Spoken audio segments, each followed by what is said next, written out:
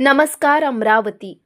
अमरावती ग्रामीण जिल्ह्यातील पथरोड पोलीस स्टेशनच्या हद्दीत वाघदोह ते खोदगाव मार्गावरील जहानपूर शेत शिवारात जळालेल्या अवस्थेत आढळलेल्या अज्ञात मृतदेह प्रकरणाचा अखेर पोलिसांनी उलगडा केला आहे। अमरावती ग्रामीण पोलिसांनी वेगवान तपास करीत हा खून पैशाच्या वादातून झाल्याचे निष्पन्न केले। या प्रकरणी पोलिसांनी 6 आरोपींना ताब्यात घेतले, तसेच एक विधी संघर्षित बालकालाही ताब्यात घेतले आहे। 10 फेब्रुवारीच्या रात्री जहानपूर शेत शिवारातील बंधाऱ्याच्या नाल्यात एक जळालेला मृतदेह आढळून आला होता। घटनास्थळी 4 चाकी वाहनाचे टायरचे ठसेही सापडले होते। मृतदेहाची ओळख पटत नसल्याने अज्ञात व्यक्तीचा अन्यत्र खून करून पुरावे नष्ट करण्याकरिता मृतदेह जाळण्यात आल्याचा प्राथमिक अंदाज पोलिसांनी व्यक्त केला होता। या घटनेचे गांभीर्य लक्षात घेऊन पोलीस अधीक्षक विशाल आनंद यांनी स्थानिक गुन्हे शाखेला तातडीने तपासाचे आदेश दिले। तांत्रिक पुरावे आणि गोपनीय माहितीच्या आधारे तपास सुरू असताना अंजनगाव सुरजी येथील पद्मश्री हॉटेलचा मालक शुभम मोहनलाल रॉय हा संशयित फिरताना आढळला। पोलिसांनी त्याची चौकशी केली असता त्याने गुन्ह्याची कबुली दिली। तपासात समोर आले की मृतक शेख शाहरुख शेख रऊफ याच्या सोबत पैशाच्या व्यवहारावरून वाद होता। आरोपीने संगनमत करून शाहरुखला पैशाच्या आमिषाने गावाबाहेर बोलावले आणि त्याची हत्या केली। त्यानंतर मृतदेह